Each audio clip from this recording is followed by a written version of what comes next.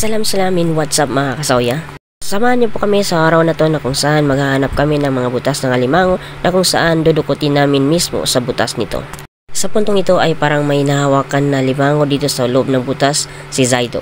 Kaya dali-dali nilapitan ni Julius ang butas para dukutin ang alimango sa loob nito. Butas ng alimango. Kukunin natin, walang sungkit, no? Kamay-kamay lang. Berhan. Oo, sige. Nanti ka bega. Sa puntong ito mga kasoya ay pinasok na ni Julius ang butas ng alimango gamit ang kanyang kamay para dukutin ang alimango sa loob ng butas nito.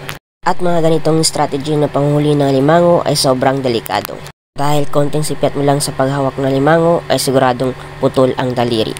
Ganun pa man ay pinilit pa rin ni Julius dukutin ang alimango sa loob ng butas nito para ipakita sa inyo mga kasoya kung gaano kagaling ang Team Soya pagdating sa pagdudukot ng alimango.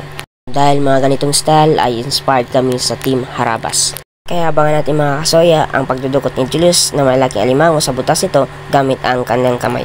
May laman? Meron. Basta makita mo rin. Mga kasoya. So ngayon nandito ngayon si Julius. Dito ngayon si Julius para kunin, no? Anong tawag dito? Dukutin dito sa butas ng alimango na ito. May butas kasi dito, banda. So dyan niya dudukutin yung alimango. So tingnan natin kung gaano kagaling si Julius dito sa lugar namin.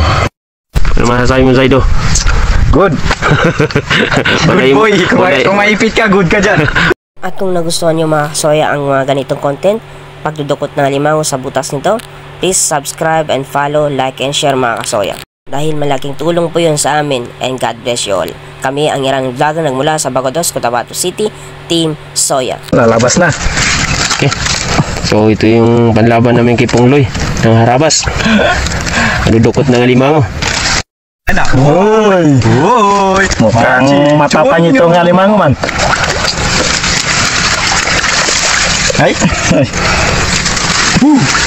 Ito na guys! Uy. Kati ka kapasikan. Uy. Nice. Kamay-kamay lang ito.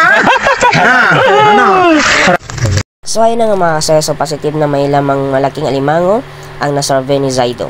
Kaya hindi nagdalang isip na dukutin ni Julius ang malaking alimango sa butas nito para may mapakita kami magandang content ngayong araw na ito mga kasoya. Mahirap gumawa ng content, lalo na ang content ay Catch and Cook. Pero hindi kami nagsisisi na ganito ang content namin, Catch and Cook, dahil alam namin na nandyan kayo para supportan kami. At maraming salamat po sa lahat ng sumusuporta, sa bagong followers, sa bagong subscribers, at dating subscribers po namin at dating followers. So kaya maraming salamat po and God bless you all.